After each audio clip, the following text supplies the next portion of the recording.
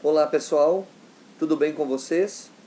Espero que todos estejam bem, se cuidando nesse tempo de confinamento, de isolamento social e especialmente nesse tempo em que nós estamos vivendo de proliferação ainda maior dos casos de Covid-19, o que para nós vai se tornando cada vez mais uma preocupação.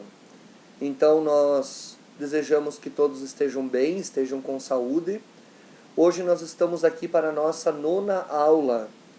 Vamos estudar hoje o 4º bloco que nós preparamos de ética aplicada.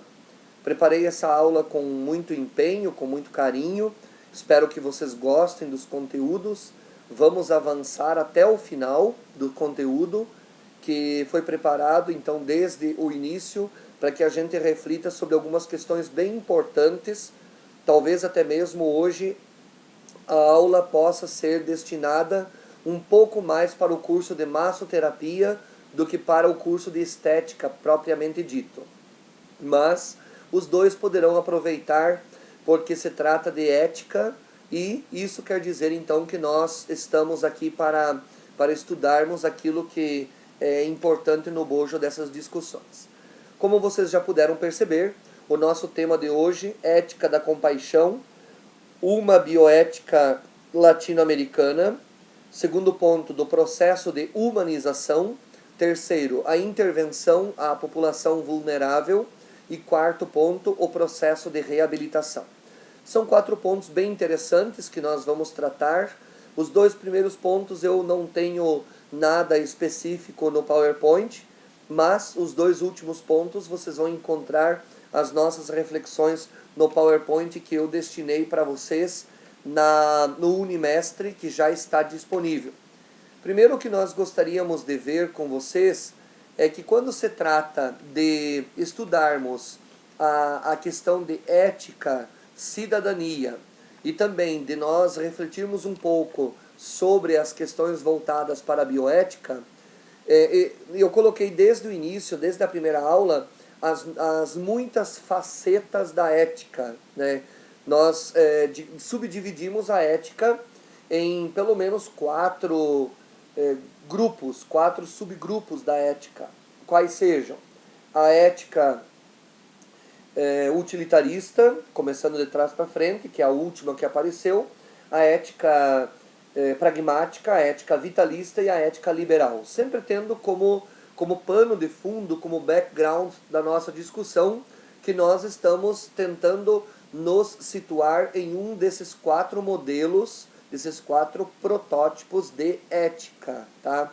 Então, você pode ver ao longo das nossas aulas com qual desses modelos de ética você se assimila mais. Se você é da ética vitalista, que defende a vida até as últimas consequências, se você é da ética pragmática, que é aquela caso a caso, se você é da ética liberal, aquela defendida pelo mercado, pelas situações de hoje, de interesse um pouco mais da estrutura justamente do liberalismo econômico, ou então se nós somos utilitarista, que é uma ética que tem aparecido como inconsequente e sem muitas preocupações com o próprio ser humano. É a ética do tudo pode, do tudo vale, mas não é assim que os próprios eticistas utilitaristas tentam ou conseguem se autoconceber, né? Então eles não é do tudo pode, mas os utilitaristas eles usam essa ética para justificar tudo aquilo que lhes interessa. E hoje nós vamos ver então um outro modelo de ética, que não são todos os eticistas e bioeticistas que consideram no mundo. Por quê? Porque essa é uma ética que surgiu aqui na América Latina, né? Nós vamos encontrar com os filósofos, sobretudo Comte Sponville e o filósofo Emmanuel Levinas, com a ética da alteridade. São 2 éticas que nós encontramos para nos ajudar a entender um pouco mais o pensamento latino-americano, já que diz respeito ao nosso modo de pensar. Se nós fôssemos pegar qualquer uma daquelas outras éticas, daqueles 4 modelos, talvez nós pegássemos modelos de Immanuel Kant, né, modelos que são mais voltados para a Europa, e não teríamos a discussão sobre a ética latino-americana.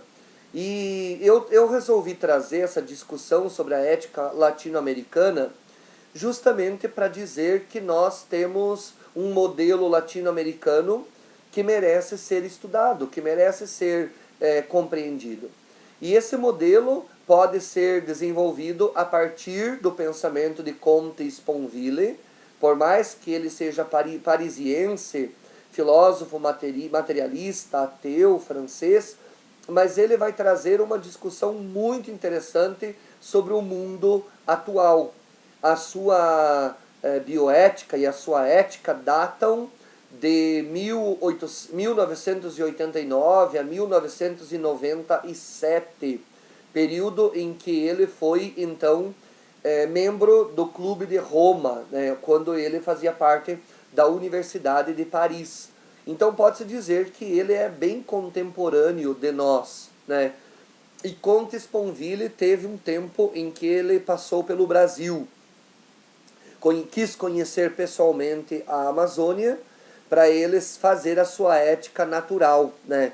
Quando ele desenvolveu a ética das virtudes, um pequeno tratado das éticas das grandes virtudes, e ele quis conhecer o Brasil, e aqui ele desenvolveu então uma ética baseada nos princípios latino-americanos. Não são norte-americanos, não vem com a ética liberal americana, e nem tampouco com a ética pragmática do mundo europeu, ou da ética utilitarista do mundo europeu, e nem tampouco com a ética vitalista da igreja, do pensamento cristão. Comte Sponville, ele vai tratar da ética a partir de algumas características, como por exemplo a prudência, a temperança, a justiça, a generosidade, a misericórdia, a gratidão, a humildade, simplicidade, tolerância, pureza, humor, inclusive. Mas são éticas, são princípios que norteiam a ética da compaixão de André Comte Sponville. Então essa é a ética que nós vamos conhecer agora, a ética da compaixão. E ele diz assim no pequeno tratado das grandes virtudes. Depois eu passo o link para vocês conhecerem também essa ética. Quanto ao bem, ele só existe na pluralidade irredutível das boas ações, que excedem todos os livros, e das boas disposições, também elas plurais, mas sem dúvida menos numerosas, que a tradição designa pelo nome de virtudes, isto é, esse é o sentido em grego da palavra areté, que os latinos traduzem como virtus, virtude, excelência. Então, Comte Sponville, é o mesmo nome, né? Comte Sponville, ele vai usar os referenciais de Sartre para falar que todos nós somos responsáveis por todos. E aí está a ética da compaixão que Comte Sponville vai elaborar, né? Todos somos responsáveis por todos. Isso foi dito por nosso amigo Jean-Paul Sartre, mas ele, Sponville, vai tratar com bastante acuidade, com bastante dedicação em suas obras, né, que nós conhecemos, A Felicidade Desesperadamente, ou O Espírito do Ateísmo. Quando ele escreve A Vida Humana, são obras que ele trabalha dizendo que todos os homens procuram ser felizes, sem exceção. E esse é justamente o motivo que leva as pessoas a ações que podem levar o ser humano ao seu próprio enforcamento. É uma das palavras que Comte Sponville usa. O enforcamento da felicidade. Tradicionalmente, historicamente, ele vai dizer então que os gregos inventaram a palavra filosofia, mas para discutir as angústias, os anseios dos seres humanos. E um dos anseios dos seres humanos mais procurado é a própria felicidade, que faz parte dos objetos privilegiados da relação filosófica. E por isso nosso amigo Comte Sponville faz a sua ética relendo Platão, Sócrates e Aristóteles. Sócrates vai dizer, né, que a felicidade só se busca pela sabedoria. Quanto mais sábia a pessoa, mais feliz ela é. Depois ele recupera o pensamento de Epicuro de Samos, quando Epicuro de Samos vai dizer que a felicidade só se dá pelo prazer. Ninguém é feliz se não sentir prazer. Prazer em tudo, prazer carnal, prazer físico, prazer material, aquele prazer que nos leva ao entendimento de que só é feliz se você gozar da vida, né? Este é o verdadeiro sentido da felicidade, é viver bem, é um bon vivant, né? Numa expressão francesa, é um bon vivant, é aquele que procura ser feliz em cada circunstância, em cada momento. Entendendo então a partir de Epicuro de Samos que toda felicidade provém do prazer, e a partir de Sócrates toda felicidade provém da sabedoria. E aí então ele relê Aristóteles, quando Aristóteles vai dizer uma palavra muito bonita, uma frase muito bonita, que a felicidade é a busca bem dosada entre prazer e sabedoria. Vou repetir. A felicidade é a busca bem dosada entre prazer e sabedoria. Só é feliz quem consegue viver a sabedoria com prazer, só é feliz quem consegue viver o prazer com sabedoria. Tá? Então essa é uma frase de Aristóteles, que depois vai ser apregoada novamente por D'Alembert e Diderot, outro francês, quando ele vai dizer então que na verdade os homens que buscam ser felizes, essa felicidade não se encontra em nada do que se possa procurar aqui neste mundo, porque esse mundo tudo é falseável. Mas então, qual é o pensamento que está por trás da ética da compaixão do nosso amigo Comte e Sponville? Nós teríamos que recuperar ainda, antes de falarmos sobre Comte e Sponville, nós teríamos que recuperar um pouco o pensamento de Schopenhauer. Schopenhauer também é um filósofo contemporâneo que ele vai trabalhar a felicidade como a negação daquilo que é falseável, especialmente a questão dos sentimentos mais baixos, que ele define como a inveja e a crueldade. Para Arthur Schopenhauer, né, a felicidade estaria em qualquer coisa desde que não fosse os sentimentos que dissimulam, como por exemplo a inveja e a crueldade, que são grandes sentimentos de maldade. E contrário aos sentimentos da maldade estariam os sentimentos da compaixão, para o nosso amigo Schopenhauer. Schopenhauer então vai defender que o ser humano vive de máscaras, e essa falsidade leva as pessoas a um mau caráter, quando justamente o ser humano pode ser mal com os outros usando um caráter domesticado, mascarado. Eu me preparo para eu ser mal, né? Eu me preparo para eu fazer aquela pessoa sofrer, para eu fazer até às vezes inconscientemente, né? Mas quase sempre conscientemente. Então a isso ele vai falar que é cruel, né? O nosso amigo Arthur Schopenhauer, né? A objetivação da maldade. Tudo isso eu estou falando para contextualizar a existência da ética da compaixão. Então, sem me ater muito ao pensamento desses filósofos, é bom que vocês saibam, então, que existe um filósofo chamado Arthur Schopenhauer, que ele define como felicidade negativa. Como posso eu ser feliz se a minha felicidade se depende, para eu ser feliz, a infelicidade dos outros? Como pode ser consolo eficaz para mim a infelicidade dos outros? Não deveria ser isso uma luta contra o tédio? Não deveria ser isso motivo de sofrimento quando, por exemplo, a vontade nos cega e isso nos dá um falso poder? Não é egoísmo da minha parte eu me sentir feliz ao passo que a outra pessoa está triste? Como posso eu ser feliz se a minha felicidade é a causa da tristeza de outra pessoa? Essa é uma discussão filosófica muito importante, que a ética da compaixão vai anular.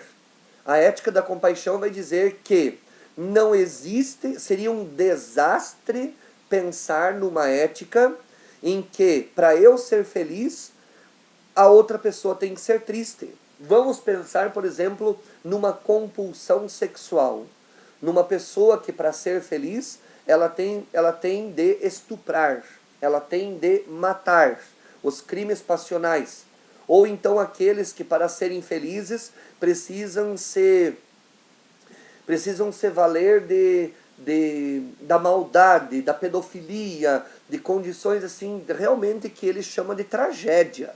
Isso é um desastre humano para o nosso amigo Arthur Schopenhauer. Não existe felicidade se eu não for capaz de, nessa felicidade, buscar a compaixão. E aqui ele responde, o que é a compaixão? A compaixão é a preocupação se a pessoa com quem eu vou buscar a felicidade será tão feliz quanto eu.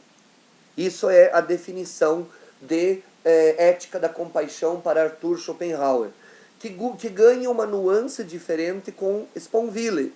Comte Sponville vai dizer que a ética da compaixão é aquela que me leva a colocar-me no lugar da outra pessoa. E eu não faria para outra pessoa aquilo que, em lugar dela, me faria eu ser triste. Prestou atenção? Eu não faria nada do que no lugar da outra pessoa, não faria nada para a outra pessoa se no lugar dela eu ficaria triste.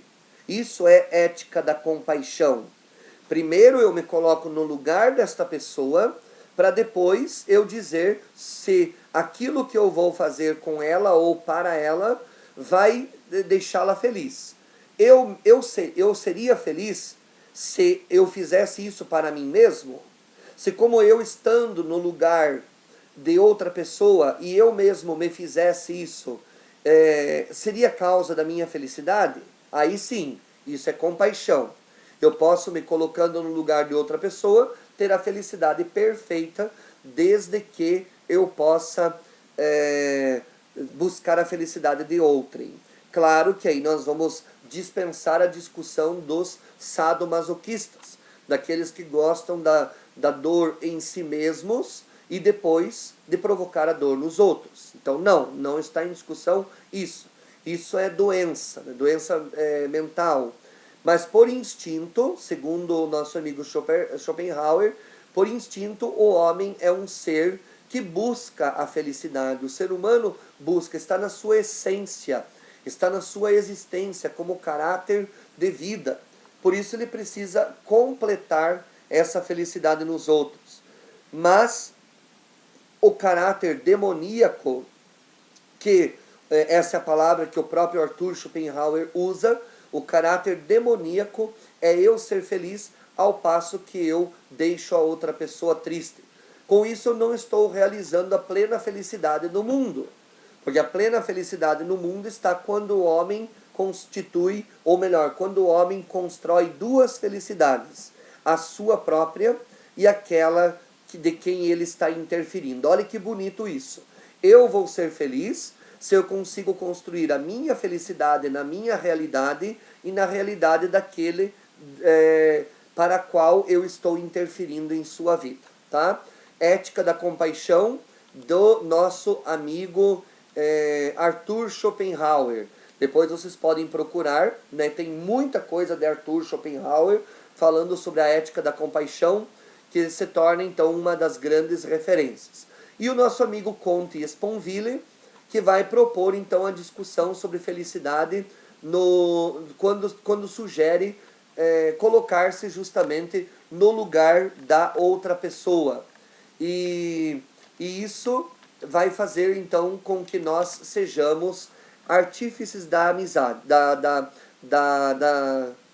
ética da felicidade. Artífices, nós somos autores da ética da compaixão, da ética da felicidade. Outra coisa que Comte Sponville vai propor, ao lado da ética da compaixão é a ética da misericórdia, né? E note que coisa interessante, ele era sim ateu. E quando ele propõe a ética da compaixão como arma de combate ao pior dos mundos possíveis, ele vai propor justamente ao ser humano a consciência de si enquanto busca de negação das más vontades, das más inclinações e a busca da sobrevivência em um mundo inegavelmente maldoso. Então, Comte Sponville fala sobre essa felicidade negativa, né? E essa felicidade negativa não pode ser regra. Ou seja, eu provocar a satisfação em mim, mas não a satisfação em outrem, tá? Isso levaria à morte, é diabólico, segundo Comte Sponville e Arthur Schopenhauer. Os dois casam muito nas suas teorias quando se tem a necessidade de satisfação pessoal. Em resumo, não existe satisfação pessoal enquanto eu não estiver me satisfazendo ao lado de outra pessoa também satisfeita, tá? Então, esse é o critério para nós entendermos a ética da compaixão. Não existe felicidade, não existe liberdade, não existe moral, nem tampouco ética, se aquela que eu estou provocando em outra pessoa não obtém o mesmo resultado positivo que tem em mim. Ok? Compreendido? A outra ética nós chamamos de ética da alteridade, também conhecida como ética latino-americana. O que é a ética da alteridade?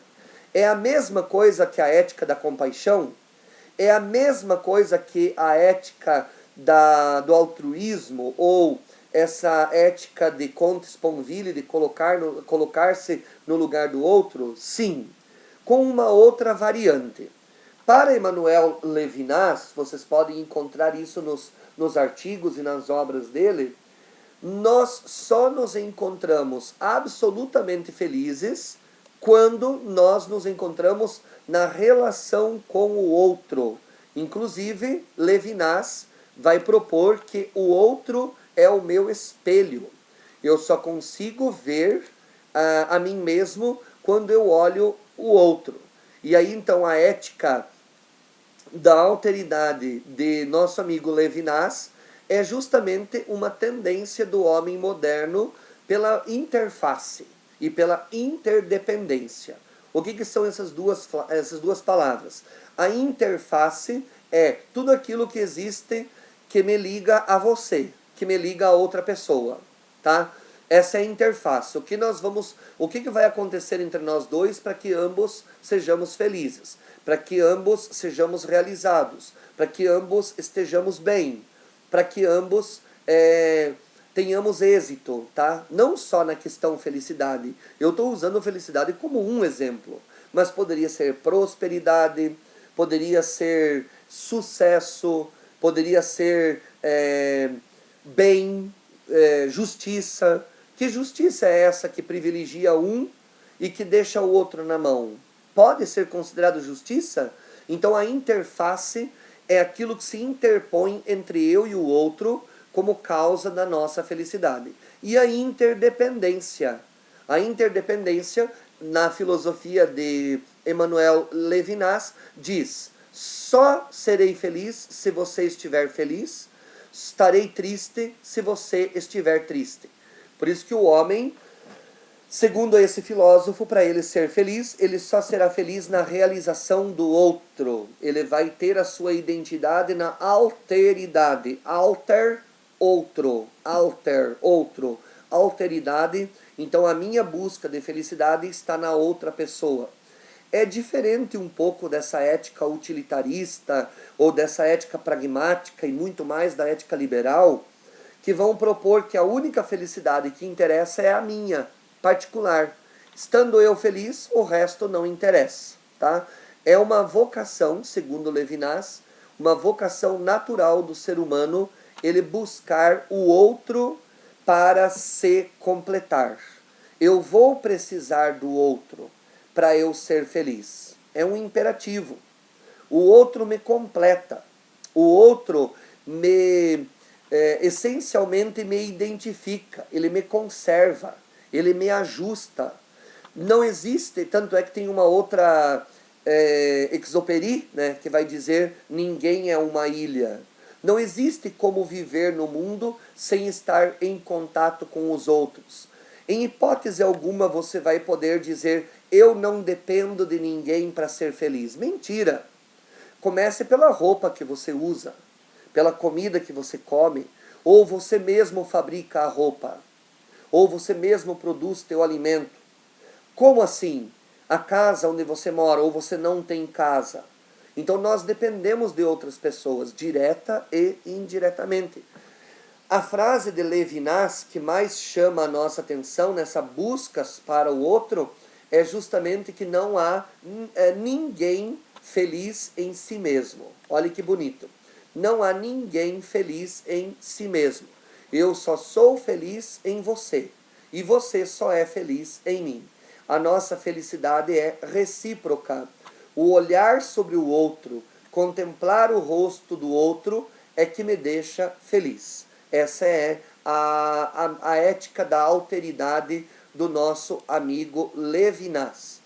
Estudamos já Comte Sponville, Arthur Schopenhauer e Levinas para nós compreendermos um pouco mais a teoria da ética da compaixão ou uma bioética latino-americana, né?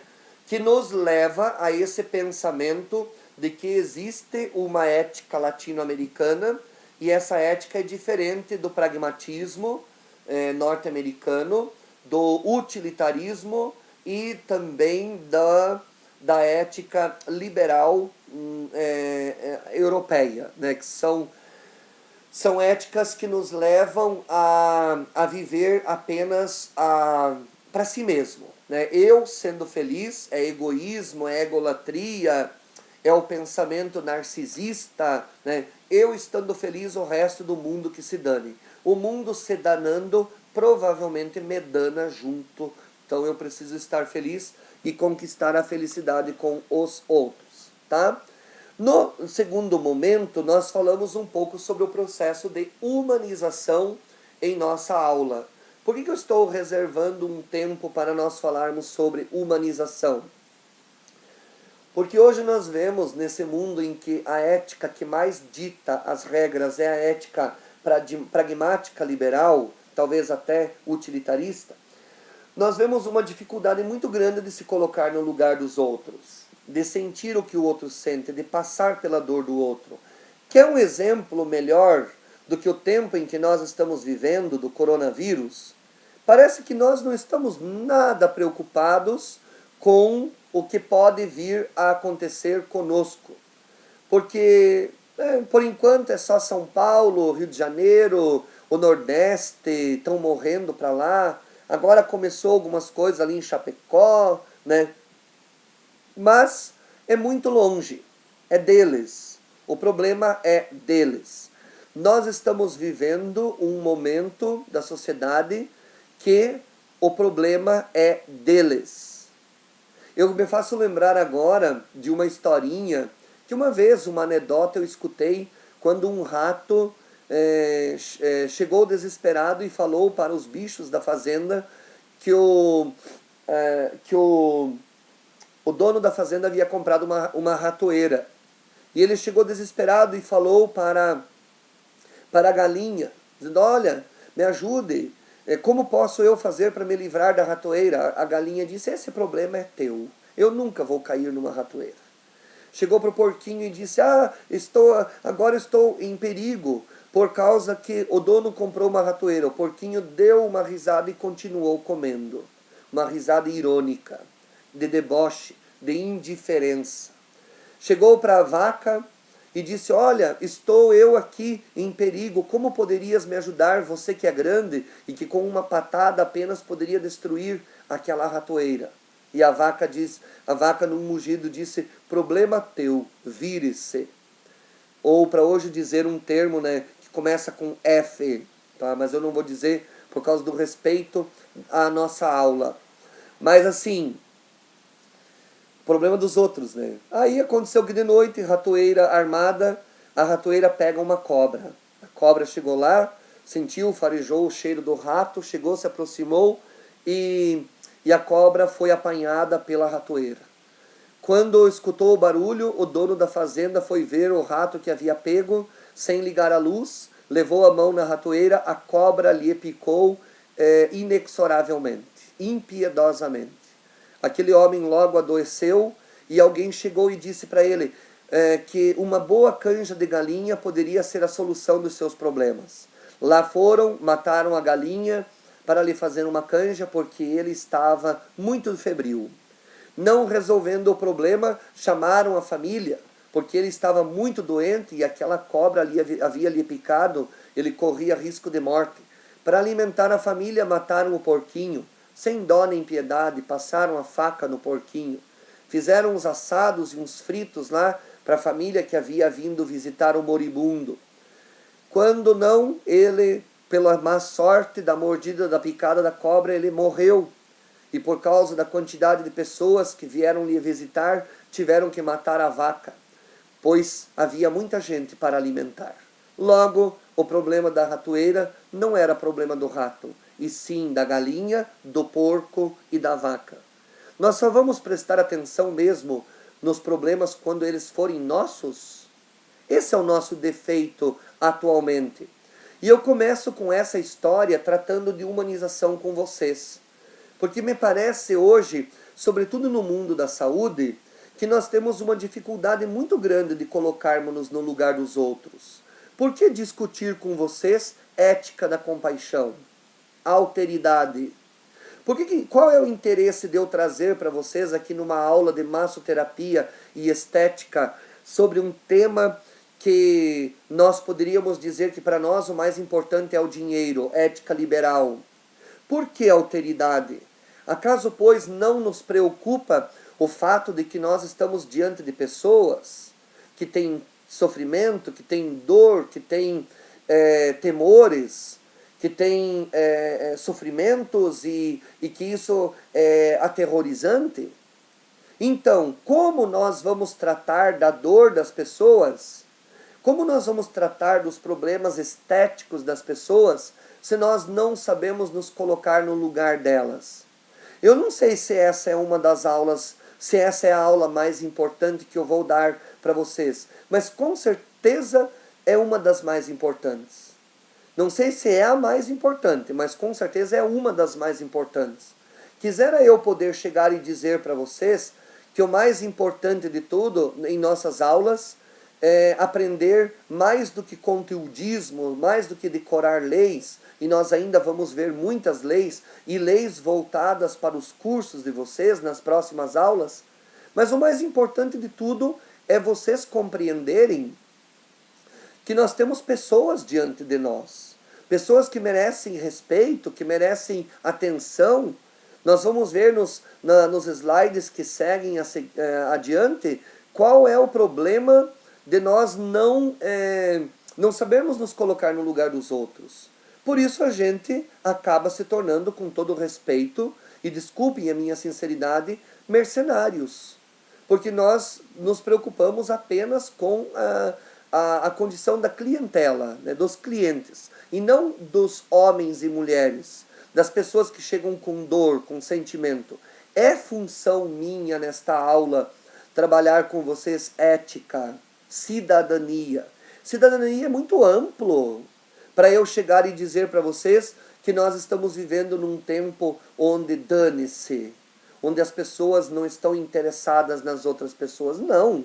Nós vamos tratar das outras pessoas como pessoas que trazem consigo traumas, trazem consigo bloqueios, trazem consigo problemas fulcrais, fundamentais, e que nós precisamos aprender a colocarmos no lugar dessas pessoas. Então que sirva de norteamento para a tua prática de vida, também essa dica sobre a ética da compaixão, a ética da alteridade. Aprender a viver no lugar da outra pessoa. O que mais eu poderia dizer sobre o processo de humanizar-se? Humanizar-se é ter a capacidade da empatia, que hoje nós estamos vivendo com uma precariedade muito grande da empatia. É uma palavra muito cara na bioética. E como eu leciono para vocês esse curso, empatia, solidariedade, né? Você saber que você está diante de uma pessoa em que você pode ser mais do que um mero profissional. Você está ali como alguém que pode ajudar em diversas situações esta pessoa. Então, empatia, colocar-se no lugar do outro, rir com, chorar com. E o processo de humanização nos ajuda a viver justamente isso. Vou contar uma história para vocês para concluir o que seria o processo de humanização no meu modo de compreender como bioeticista. Quando nós estávamos fazendo o curso, talvez até eu já tenha falado para vocês sobre isso, em outros cursos eu já falei, contei essa história, mas quando nós estávamos fazendo o mestrado em bioética, foi no Hospital das Clínicas em São Paulo, e algumas aulas nós tivemos na Pompeia, no Hospital Camiliano. Muitas das aulas que eu estou tendo aqui, que eu estou reproduzindo, são aulas que nós tivemos do curso de mestrado e que eu estou tendo a oportunidade de trazer para vocês como discussão, reflexão e como oportunidade de ajudar vocês também nessas questões. Aí então teve uma aula que nós falamos, né, sobre reabilitação, que cabe muito bem para hoje, já que é o último ponto, né, o ponto D hoje, que o nosso professor nos encaminhou 2 a 2 para nós irmos visitar leitos do Hospital das Clínicas. Para quem conhece São Paulo e o Hospital das Clínicas cabe a população de Canoinhas inteira, né? Ele é imenso, ele é uma quadra, né? São vários imensos prédios, junto com um complexo imenso do coração. Então ele é muito grande, é gigantesco. E nós entramos num daqueles hospitais, numa daquelas alas, na ala dos renais, dos pacientes renais, com problemas renais, e daí então o nosso professor pediu que em 1 hora, nós, 2 a 2, visitássemos quartos. E nós fomos eu e o meu amigo, meu colega, fomos em 6 quartos. Chegamos, nos apresentamos e falamos sobre o objetivo da nossa visita e tudo mais, e falamos bastante. Depois, no retorno de 1 hora, era para nós contarmos a experiência que nós havíamos vivido naquela aula. Muito bem, contamos que nós vimos as pessoas, que nós demos força, encorajamos e tudo mais. Agora o professor pediu uma segunda visita, em uma outra aula, também dos renais, mas o professor pediu que nós chegássemos, nos apresentássemos e não disséssemos mais nada. Se a pessoa não falasse nada, era para nós agradecermos a sua atenção e nos retirarmos e irmos para outro paciente. Não era para dizer nada além da apresentação e da nossa própria apresentação e da apresentação do projeto. Chegamos, a primeira vez a gente visitou 6 pessoas. A segunda, nós visitamos 3 pessoas. Porque nós chegamos e nos apresentamos e não dava 2 ou 3 segundos para a pessoa começar a contar a sua história. E dizer da sua dor, do seu sofrimento, do seu abandono, das coisas. E nós tínhamos dificuldade de sair.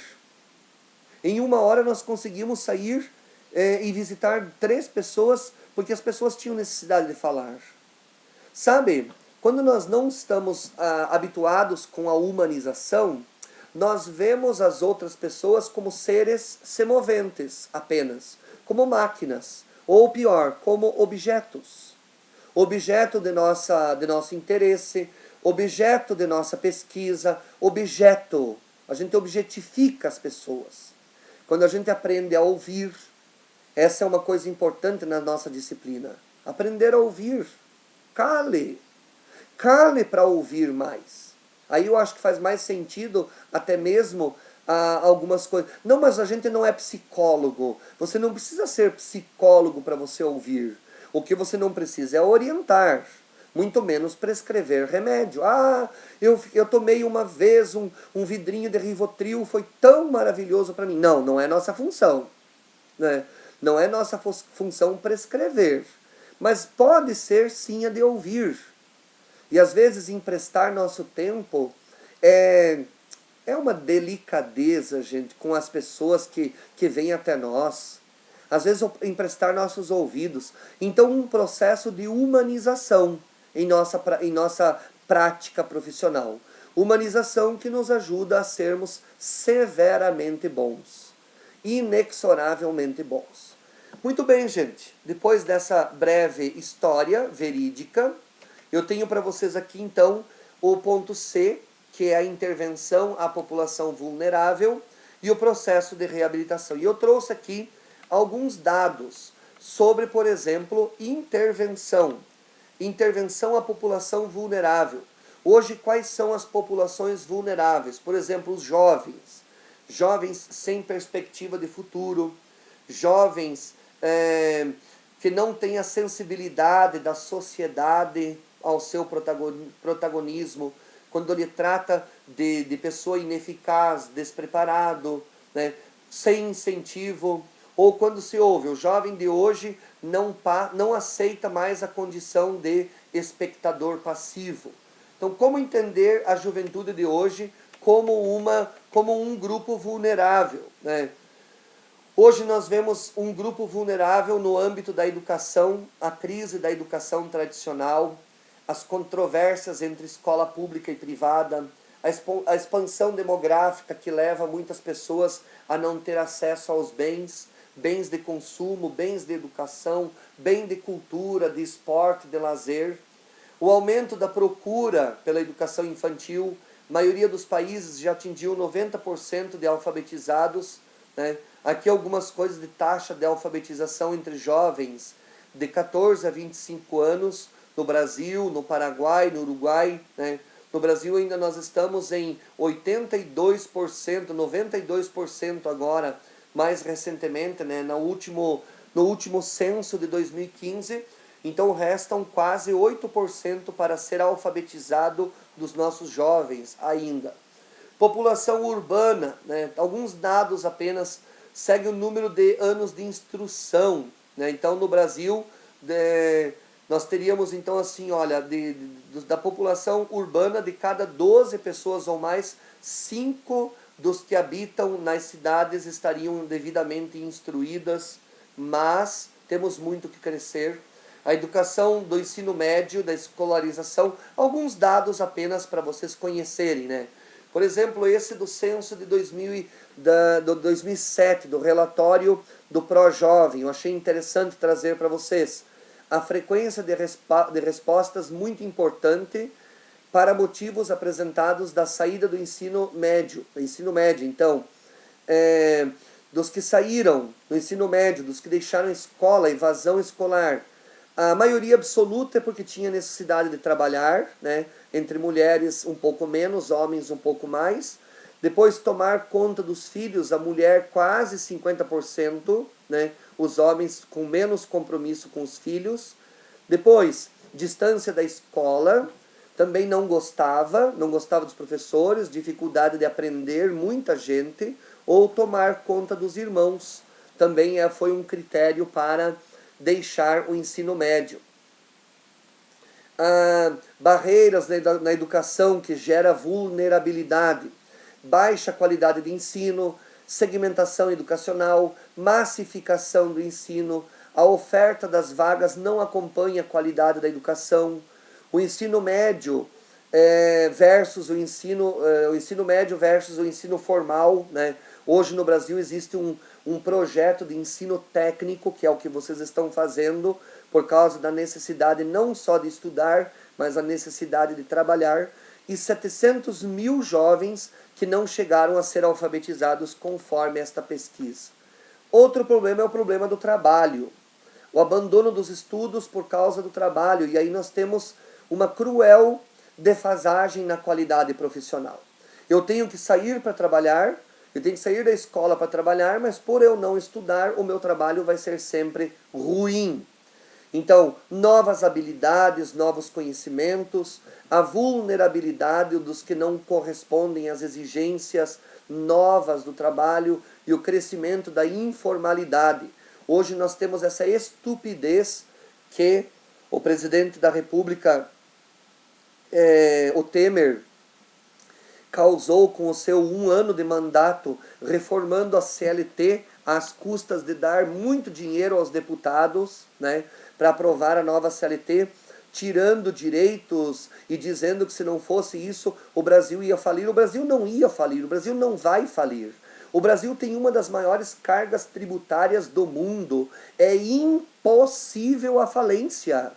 Impossível. A única coisa que se quer é diminuir a renda que o Estado tenha que pagar menos aos trabalhadores e também, principalmente, aos usuários da Previdência, para sobrar mais. Mas não para sobrar em investir em educação, porque senão nós não teríamos o teto de gastos que o Temer propôs para 20 anos não se gastar nem mais e nem menos com a educação.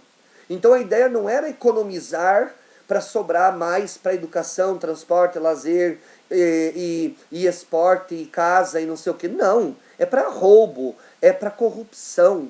E nós caímos feitos uns patos nesses projetos de governo que tiram dos pobres. Essa reforma previdenciária já no tempo do Bolsonaro, que vai tirar direitos de nós nos aposentarmos com essa mentira, com essa falácia de que a Previdência está no vermelho. Não está, não está. Tem dinheiro sim. Ah, mas daqui 13 anos nós não iríamos ter dinheiro para pagar. Então é só parar de pagar as altas aposentadorias a governadores, a militares, a filhas dos militares, a esposa dos militares, a terceira esposa do militar. É só isso, mas não é o trabalhador assalariado a principal causa do problema previdenciário. E nós passamos a defender. Isso que eu acho cruel, pior, eu acho bestial. Com todo o respeito, meus alunos, minhas alunas, nós passamos a defender um projeto contra nós mesmos. Sinceramente, podem se opor, mas vocês vão dizer assim, professor, eu quero ter o direito de falar contra mim mesmo. É isso que você vai fazer. Eu quero ter o direito de ser contra mim mesma. Porque foi isso que aconteceu quando nós defendemos a reforma da Previdência. Aí nós escutamos na rádio, não sei o que, não sei a Caerte, pela Previdência. Por que os empregadores estão tão aptos a defender a reforma previdenciária? Porque quem sai ganhando é a iniciativa privada, não o empregado e sim o empregador. Como empregador, eu fico deveras feliz, porque o meu empregado vai perder um monte de direitos. Mas, é justo? Ou nós vamos passar por um processo de mortalidade, de vulnerabilidade em pouco tempo absurdo? Então nós temos aí, né, Figueira e Fuentes, que são 2 autores que trabalham os adolescentes típicos, estudam e não trabalham. Os papéis adultos são os adolescentes que trabalham e não estudam, são os transitórios que trabalham e estudam, e os isolados que não trabalham nem estudam. Só um critério de análise. Aqui estão todos eles, né, em cada idade, depois você pode voltar e ver. O jovem e o acesso ao trabalho. A exigência de experiência prévia para a primeira ocupação. Como assim? Tem que ter experiência para o primeiro emprego? Vai ter experiência em o quê? Em brincar de carrinho? Qual é a primeira experiência que tem que ter na primeira ocupação? Então essa é uma primeira barreira que gera vulnerabilidade. A baixa qualificação, a baixa articulação política, jovens que hoje não gostam de ouvir falar de política e que depois elegem qualquer pessoa contra si mesmas, porque essa coisa de não gostar de falar de política faz com que eu tenha preguiça de raciocinar. Com preguiça de raciocinar eu acredito em qualquer lenda, tá? Então a baixa articulação política comparada dos adultos, o local de moradia, a aparência que regula muito e também não pode ser violento, assim por diante. Eu achei bonito esse outdoor, que dizia assim: Precisa-se de jovem. Qual é o perfil? Morador de área não violenta, que não vá se alistar, experiente, de boa aparência e clarinha. Tá aí. Tá aí todos os requisitos para ser trabalhador. Daí o desemprego, vocês podem analisar, ali no Brasil, são os que têm os maiores índices ao lado da Argentina. Depois podem comparar com Venezuela para vocês se assustarem. Nós temos ali a taxa de participação dos 15 aos 70 anos no projeto Microdados, o Brasil como um todo, inclusive a área rural norte, o processo de participação, né, dos bens e dos recursos. Quanto mais novo, menos participa. Quanto mais velho, menos participa. Então a taxa de participação vai dos 21 anos aos 48 anos. Esse é o período em que as pessoas teriam mais condições de produzir. O resto é descarte. Aqui nós temos a taxa de desemprego segundo a idade, né? Alto desemprego. Então nós temos ali, depois vocês podem olhar, nós temos a taxa de desemprego de jovens especificamente. Notem que os jovens mulheres negras, jovens de urbanos metropolitanos e jovens e mulheres brancas, as mulheres estão no topo do ranking das mais desempregadas. Em segundo lugar, os negros. A taxa de desemprego no Brasil, né, de modo geral, dos 15 aos 24 anos, dos 25 anos ao mais. A taxa de informalidade, como tem jovens na informalidade, né, 60% da juventude na informalidade, 86% dos jovens rurais na informalidade, 68% dos jovens negros, 67,8% de jovens homens negros, 70% de jovens mulheres negras. Taxa de informalidade de jovens de 15 a 24 anos, ou seja, quanto mais perto de 24 anos, menos informal. Depois nós temos o estudo e o trabalho dos jovens, né? São tabulações de dados não tão recentes, mas servem como alerta, porque de lá para cá só piorou. A proporções de jovens estudando, veja que a curva se desfaz. Como que os estudantes diminuem, né? Desde a idade de 15 anos, quando para de estudar, quando as linhas se cruzam aos 18 anos, quando para de estudar e começa a trabalhar, ou então a linha de baixo, que são os que nem estudam e nem trabalham, né? Vejam que interessante. Tem um determinado grupo que depois dos 23 anos, eles não conseguem nem estudar e nem trabalhar. É mais do que os que continuam estudando. Porque com 24 anos, 17% das pessoas são aqueles que só estudam, 17 pessoas só estudam, os filhinhos de papai e de mamãe, os 23% que não estudam e nem trabalham, vá saber Deus por quê, e os 70% que só trabalham. Essa é uma tabulação de dados muito interessante. Depois nós temos ali o déficit do emprego formal e a vulnerabilidade juvenil, né? Os desempregados, ocupados na informalidade, mais de 11 milhões de jovens com déficit de emprego, 43%, né? Desempregados que não estudam. Tudo isso diz respeito à juventude. Quais são as barreiras de ocupação no trabalho que cooperam na vulnerabilidade? As altas taxas de desemprego, o déficit entre o sistema educacional e as novas demandas de mercado, a entrada prematura no trabalho e o êxodo escolar, baixa remuneração e precárias condições de trabalho, como engraxates, bicos, servente de pedreiro, flanelinhas. Questões de saúde sexual e reprodutiva. A iniciação da vida sexual na adolescência, 40% dos adolescentes do Brasil haviam tido relações sexuais antes dos 15 anos, 50% dos adolescentes latino-americanos com menos de 17%, insuficientemente informados ou preparados, o que leva para a gravidez indesejada, DSTs, de 20 a 25% o primeiro filho antes dos 20 anos de idade, 30% na população rural, e a questão da vergonha, das restrições financeiras, pouco conhecimento que agrava. Mulheres de 20 a 24 anos de idade, entre 15 e 19 que tiveram filhos, está ali o quadro, né? O Brasil está ali entre dados que são piores que a Venezuela, tá? Isso já vem de muitos anos, não significa que o Brasil vai ser pior do que a Venezuela. Estatisticamente falando, o Brasil já é pior do que a Venezuela há muito tempo. Questões de AIDS, 69% entre homens, de jovens de 15 a 24 anos, 31% entre mulheres. Há um crescimento ultimamente entre mulheres. Daqui nós temos jovens vulneráveis segundo sexo e raça no Brasil.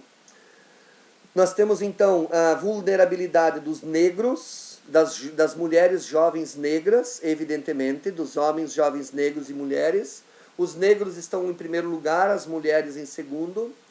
Quanto ao lazer, jovens, um imaginário associado ao prazer, trabalhar para comprar o carro, trabalhar para comprar o iPhone, então eu tenho que trabalhar para balada, para pagar a droga, e não para ter dinheiro para comprar um terreno, para construir uma casa. Bobagem, isso é besteira. Então, o lazer está mais associado ao prazer, e o trabalho está associado ao prazer do que propriamente a questões de sobrevivência.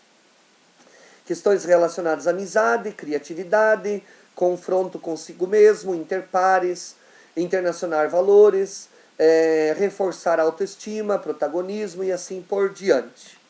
No Brasil, prestem atenção, 19% dos municípios não possuem biblioteca, 73% não dispõem de museus, 75% no Brasil não contam com teatro ou casa de espetáculo, 83% não tem cinema, 35% carecem de equipamentos poliesportivos, 64% não possuem livraria. Resultado: escassez de equipamentos e recursos culturais, redução das atividades culturais, esportivas e de lazer. O que resta para uma população a não ser uma bola seca e uma trave feita de chinelos havaianas? A vulnerabilidade social e o fomento da violência infantil.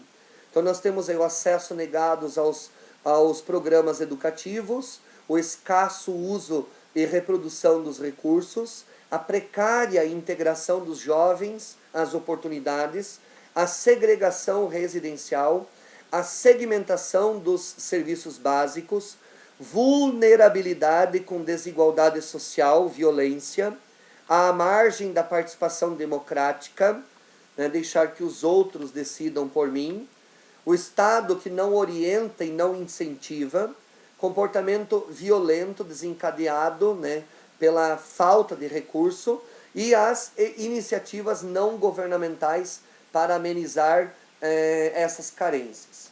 Aí nós temos a violência na América Latina, que vocês podem consultar, eu vou passar adiante, porque o tempo já tem muita coisa para a gente ver ainda. O tráfico de drogas, que nós já falamos na aula passada, o consumo de álcool, 56% dos homicídios ocorrem no final de semana, 25% no domingo, 50% entre jovens de 15 a 24 anos, ausência de controle, impunidade, homicídios são a quarta causa de mortes, viu?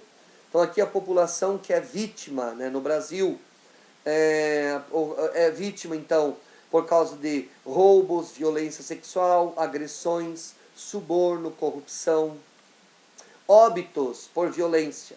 20% dos casos de óbitos acontecem entre os homens e 8% entre as mulheres, na idade de 15 a 24 anos.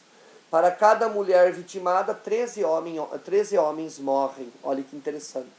A maioria são jovens, solteiros, de estratos socioeconômicos baixos e que abandonaram a escola.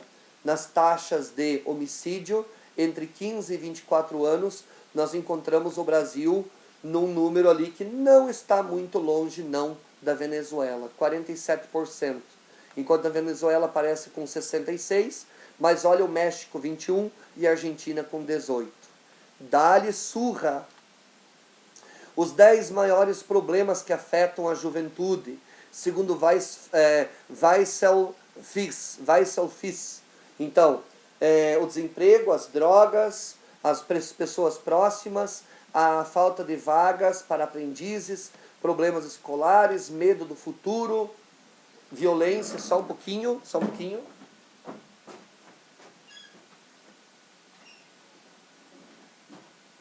Voltando, violência e criminalidade, problemas pecuniários, problemas de saúde e falta de ocasião de lazer.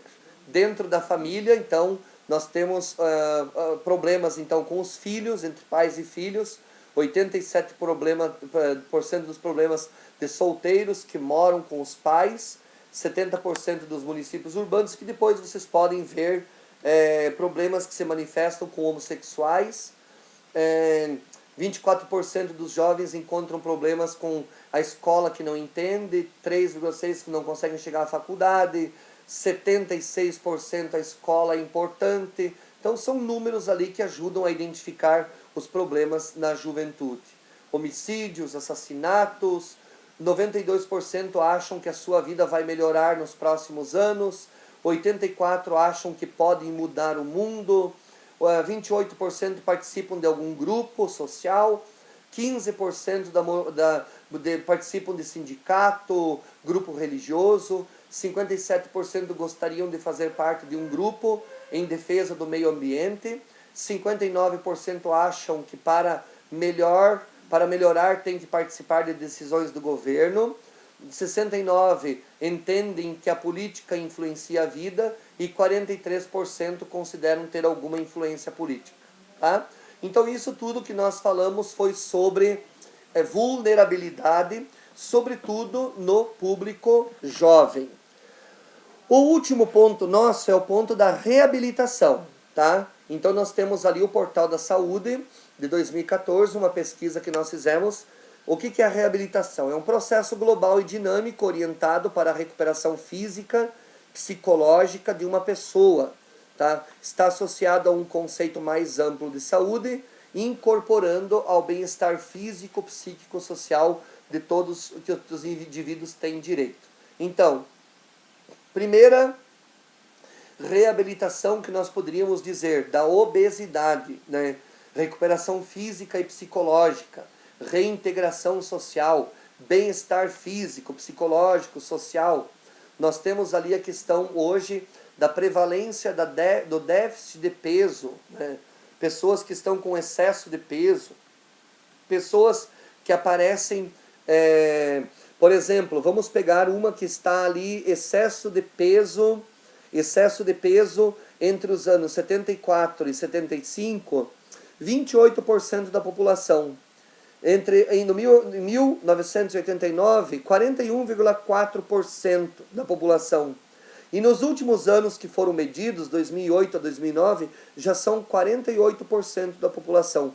Então, na medida em que passa o tempo, a população vai se tornando cada vez mais obesa, né? Mais obesa.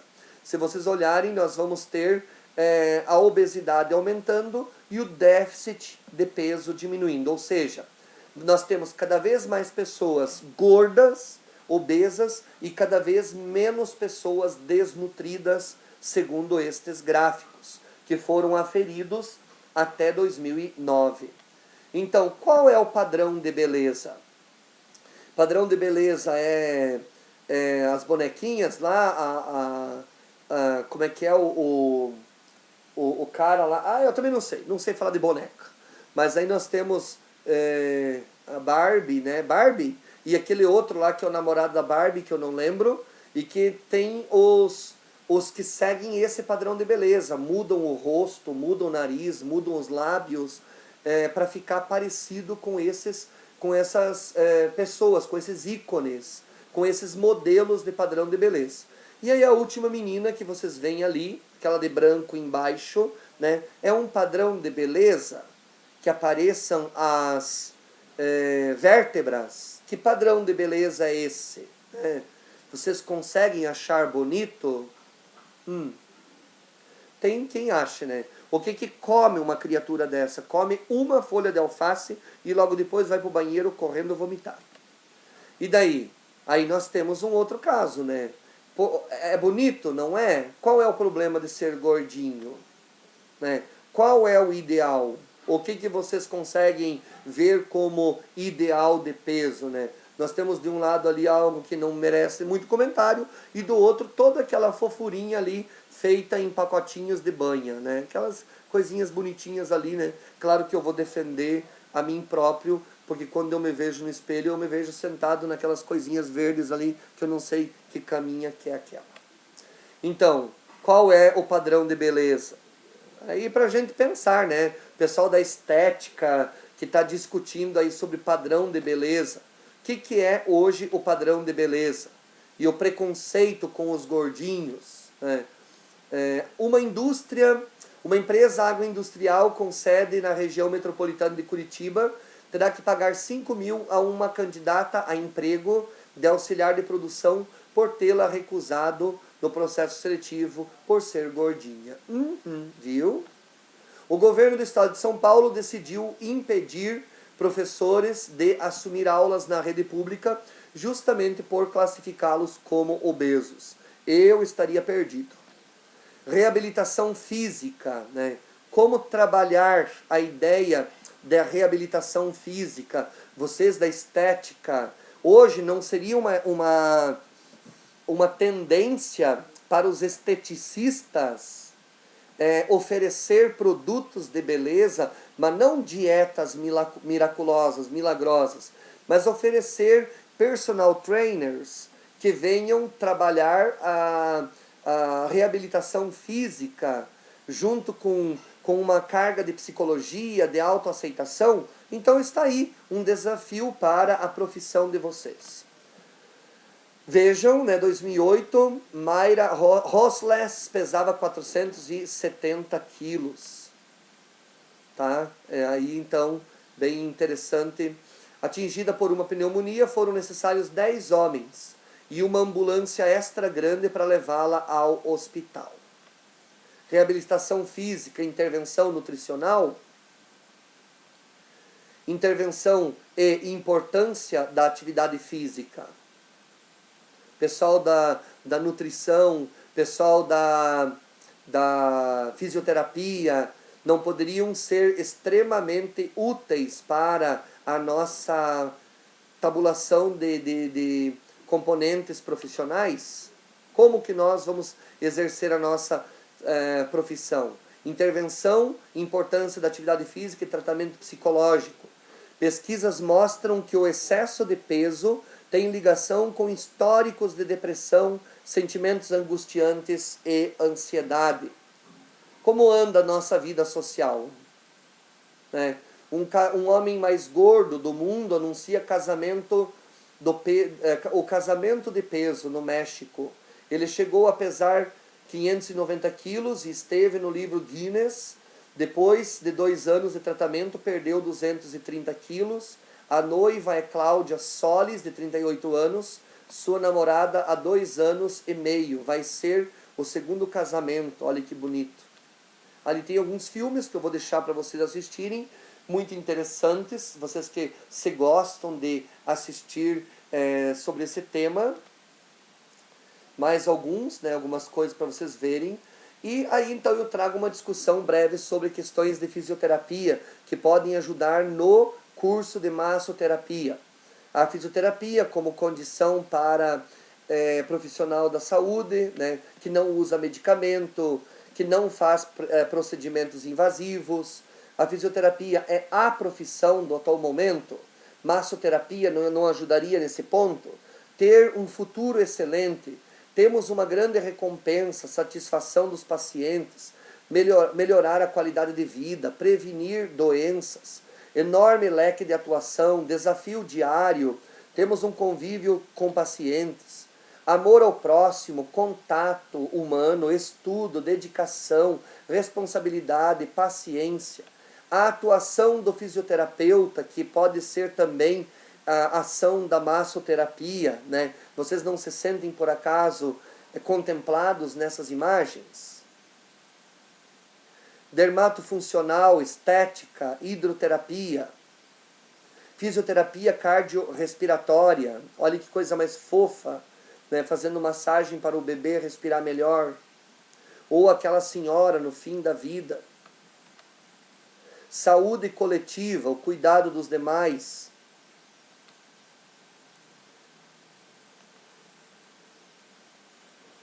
Olha para o pessoal de estética, olha que bonito. Você devolve a dignidade para a pessoa, né?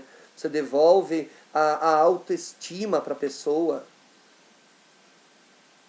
Olha só, ortopedia, massagens, terapia manual.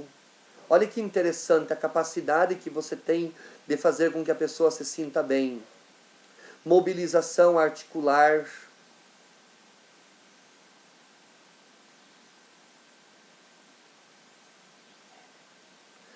A fisioterapia esportiva, além de tudo, de todos os cuidados com a saúde, você pode ter um cuidado estético e tudo mais. Aí nós temos as opções aí um pouco mais hoje voltadas para novas técnicas, yoga, né? Outras técnicas que podem ser utilizadas dentro da própria fisioterapia, da massoterapia, a contemplação da natureza. Faça como um rio, supere os obstáculos do caminho e chegue ao mar, não importa quantas voltas tenhamos que dar. Outra, atividade física na terceira idade, né? Qual é a desculpa para fazer uma atividade física? Qual é a diferença entre gerontologia e geriatria? Estudo dos processos de envelhecimento e o estudo das doenças de pessoas idosas. Senescência é o processo natural de envelhecimento ao nível celular ou do conjunto dos fenômenos associados a esse processo. Processo de envelhecimento acompanhado a uma série de eventos, né? Os cuidados com o adoecer, cuidados primários e secundários, deletérios, o sedentarismo, tabagismo, etilismo, né? Muito álcool, a evolução da medicina diagnóstica em novas formas de tratamento, de controle das doenças, cirurgias menos invasivas, medicamentos mais potentes que recuperam a vida saudável, né? Prática da atividade física. Olha o rostinho de felicidade. Atualmente foi reconhecido pelo Guinness como sendo a pessoa mais velha, a brasileira Maria Gomes Valentim. Expectativa de vida na maior parte do mundo. Eu falei na aula passada que no Brasil tem crescido muito a expectativa de vida. Atenção assim para um segredo da nossa aula, massoterapia e estética. Está aqui um grupo que pode precisar dos nossos trabalhos, digo, do trabalho de vocês. Façam projetos em vista da qualidade de vida destas pessoas. A terceira idade.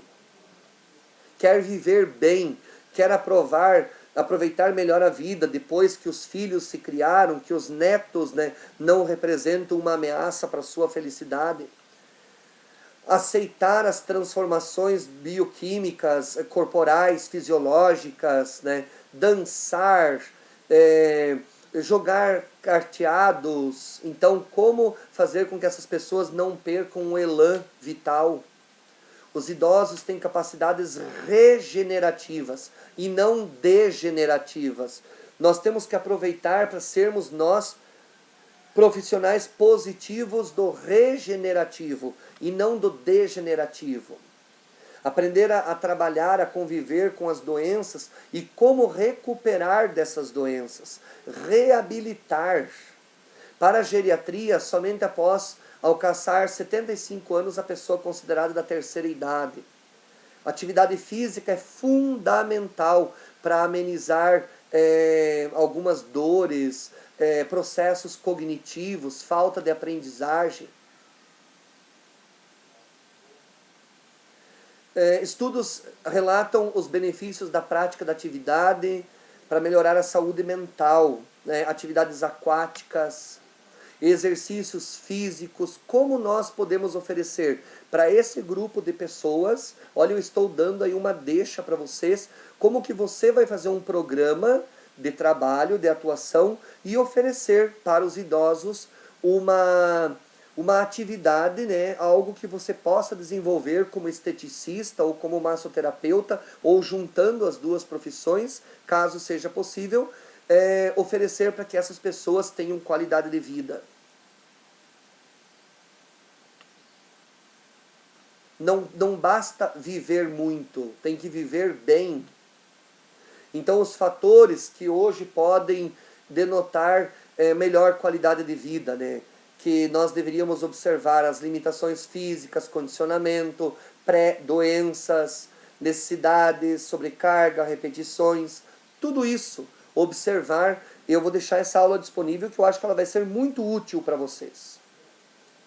Quais são as linhas de exercícios aeróbicos, de fortalecimento, de flexibilidade, de propriocepção, né? Propriocepção, que seria então atividades que podem ajudar na reorientação e reorganização, organização alimentar, autoestima, capacidade cardiorrespiratória, recuperação de lombalgias, constipação, maior independência. Qual é a escolha? Super-heróis velhos, abandonados, né, esquecidos, num lugar, num canto qualquer, ou pessoas que estão nas ruas, vivendo, sorrindo, convivendo. A vitória da vida, não? Bonito. Há uma grande diferença entre idosos que já praticaram atividade no decorrer da vida com aqueles que são sedentários. Então a importância da fisioterapia, a importância da massoterapia, do cuidado com a beleza interior e exterior, a beleza estética. Olha, eu penso que a estética não sejam apenas traços do rosto. O rosto sempre vai ser resultado do coração. Tá? Anota essa frase ali para você. O rosto sempre vai trazer os traços do coração. Se é um coração que amou, o rosto vai ser feliz. Se é um coração que viveu mal, viveu a tristeza, o rancor, o ranço, o remorso, você pode ter certeza, não vai existir cirurgia plástica que vai dar correção num rosto cujo coração é carcomido. Depois nós temos a reabilitação cardiorrespiratória, que depois vocês podem, eu não vou adentrar isso aqui, porque o conteúdo é longo, e eu quero então aqui nós temos mais alguns conteúdos da cardiorrespiratória, e para que vocês possam então aproveitar um pouco mais essa aula. Vamos terminar por aqui hoje, para nós discutirmos logo mais à noite. Eu estou terminando a prova de vocês, e certamente logo mais à noite nós teremos a prova. Se não for possível hoje, vai para a próxima aula. Daí hoje fica apenas com a nota da entrega do filme, que já está previsto para hoje, certo? Um abraço, até logo mais.